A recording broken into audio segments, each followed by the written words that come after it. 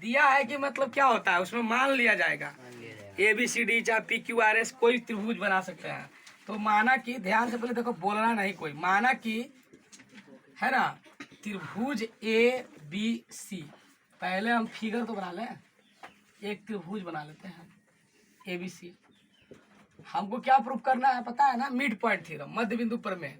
Class 9 में बात आ रही है कि किसी त्रिभुज के दो भुजाओं के मध्य बिंदु, माने किसी त्रिभुज के दो भुजाओं के मध्य बिंदु है ना को मिलाने वाली रेखा, को मिलाने वाली रेखा तीसरी भुजा, माने ये भुजा दो तो मिल ही रहा है, एक छोड़ के बचा कौन, तीसरी, तो ये बचा। तो तीसरी भुजा के उस समानांतर होता है और आधा होता है, समानांतर और थ्योरम याद होना चाहिए। मतलब ये नियम है, एगो समझ में रहा है, और उसको साबित कर रहे हैं कि यही नियम होता है, और इसके आधार पर बहुत सा मैथ बनेगा भी। तो कितना के नियम में याद नहीं रहता है, तो नियम भी तो याद करो। 9th क्लास को कमजोर मत समझो, सबसे बढ़िया है 9th का सिलेबस। ABC त्रिभुज है, और मान लिया कि ABC त्रिभुज है, क्यों, इसलिए क्योंकि PQR भी कोई मान सकता है, समझ में रहा है। तो हम मान लिए कि ABC एक समान एक त्रिभुज है, और इसके दो भुजाएं हैं ना ये भी, उसका एक मतलब कि मध्य बिंदु D है और ये वो E है, समझ में रहा है। और DE को ऐसे मिला दिया, ठीक है। यही बात लिखना है कि माना कि त्रिभुज ABC के एक भुजा AB का मध्य बिंदु कौची है, D है, तथा दूसरी भुजा AC के मध्य बिंदु कौन है, E है, ठीक है। D से E को मिला, यहाँ तक तो आपको गिवन डेट में है, इतना तो देवल है कि एक त्रिभुज है ना, जिसके दो भुजाओं का मध्य बिंदु है ना तीसरी भुजा की समानांतर आधा होती है। तो ये अंतिम भाग जो है ना सिद्ध करना है। तो यही चीज आप फिर लिखते हैं टू प्रूव डेट में, टू प्रूव डेट में क्या लिखते हैं कि D जो है उस समानांतर है किसका, BC का, साथ ही D जो है वो आधा है किसका, BC का। अब हम यहाँ से एक बात रचना करते हैं, बिना रचना के नहीं बनेगा। तो रचना में क्या करते हैं कि अच्छा देखिए, ये क्लियर है कि D जो है से मध्य बिंदु है। तो जब मध्य बिंदु है तो एक चीज और आ जाएगा कि AD बराबर हो जाएगा DB, और E जब मध्य बिंदु है तो AE बराबर हो जाएगा EC। ये एकदम क्लियर है, अपने से समझ रहा है।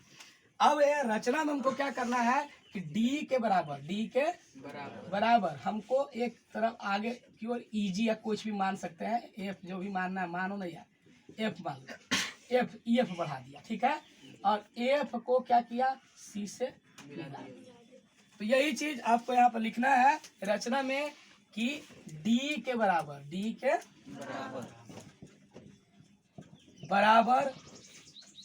EF है ना को बढ़ाया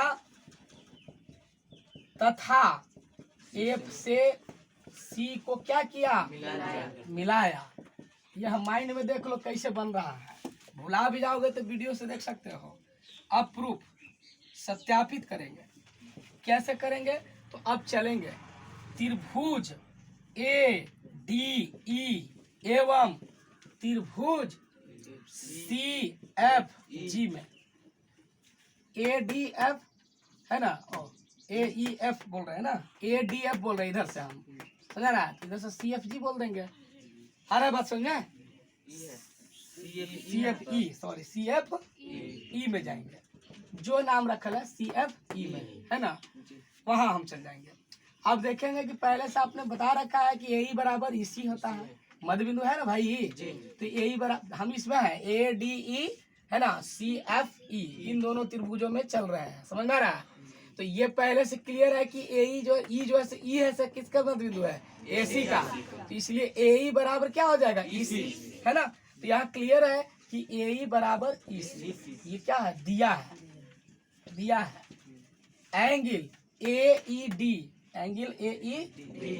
बराबर एंगल CEF कौची से, शीर्षाभिमुख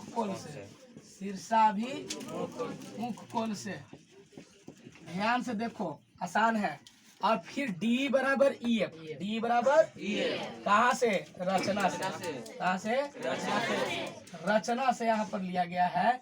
ये अब हो गया आपका, रचना में क्लियर तक बताया गया था डी बराबर ई एफ में लिया है। तो यहाँ पर साइड साइड एंगल, ये एंगल इससे बराबर हो गया, एंगल एंगल, फिर ये साइड इससे बराबर, तो side angle side, side angle side क्या है, अभिगृहित है, सर्वांग समता अभिगृहित है ना। तो साइड एंगल साइड सर्वांग समता अभिगृहित से है ना। त्रिभुज क्या है ये वाला ए डी ई जो है से कि सर्वांगसम हो गया, किसको से, त्रिभुज CFE से, CFE से। और जब सर्वांगसम हो गया तो AD बराबर क्या हो गया, FC हो गया कि नहीं हो गया, यहाँ पर लिख देते हैं। इसलिए AD बराबर FC। साथ ही और भी चीजें होंगी, क्या होंगी, DAE, कोण DAE बराबर होगा कोण ECF है ना। और फिर यहाँ से ADE जो होगा तथा एंगल ADE, फिगर पर ध्यान दो, ADE ये बराबर होगा किसको से, CFE से, CFE से। तो ये एकांतर के नियम को पालन करेगा कि नहीं करेगा। तो यहाँ पर एक बात आ गई कि यह एकांतर के नियम को पालन कर रहा है। क्या कर रहा है, एकांतर के नियम को पालन कर रहा है। इसलिए AD जो है से क्या हो गया, समानांतर हो गया किसका, FC का, होगा कि नहीं होगा। AD बराबर हो गया FC का है ना। तो अब लिखेंगे कि चूंकि AD बराबर है FC का, तो AD और DB भी तो बराबर है, इसलिए DB भी बराबर हो गया किसका, FC का। तथा AD जब समानांतर है FC का, AD जब समानांतर FC का है तो ADA पर नहीं है, ये आगे है अभी तक, इसीलिए DB भी हो गया कौची के समानांतर, FC का। अर्थात एक बात समझ में आ गई, वो क्या बात समझ में आ गया कि यह जो है DBCF में है ना, क्लियर हो गया बात। चतुर्भुज DBCF में एक बात आ गई कि DB जो है समानांतर और बराबर हो गया FC का। तब बताए थे किसी समांतर चतुर्भुज, कोई सा चतुर्भुज में अगर एक सामने का भुजा बराबर और समांतर हो गया तो यह क्या हो जाएगा, हाँ है ना। अतः क्या हो जाएगा, चतुर्भुज DBCF एक क्या हो गया, समांतर चतुर्भुज हुआ। और सुनो, जब समांतर चतुर्भुज हो ही गया तो DF समांतर भी हो जाएगा BC है ना। इसलिए क्या हो जाएगा, DF समांतर BC, और DF समांतर BC भी होगा, और DF बराबर भी होगा BC का, होगा कि नहीं होगा। और D जो है से DF का आधा है, D किसका आधा है, अब D पर ही ना DF पर ही ना D है।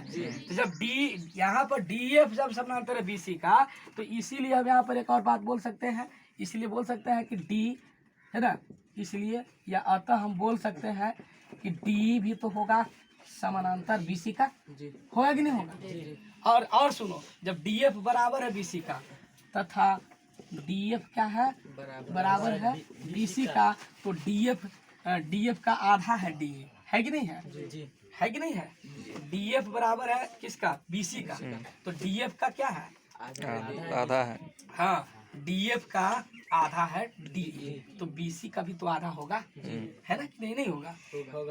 तो DF का आधा है D, तो लिख सकते हैं कि DF का बटा 2 और BC का बटा 2, ठीक है, लिख सकते हैं कि नहीं लिख सकते हैं। और DF का जब आधा है D, क्या है D, तो D हो गया किसका आधा, BC के आधा हो गया।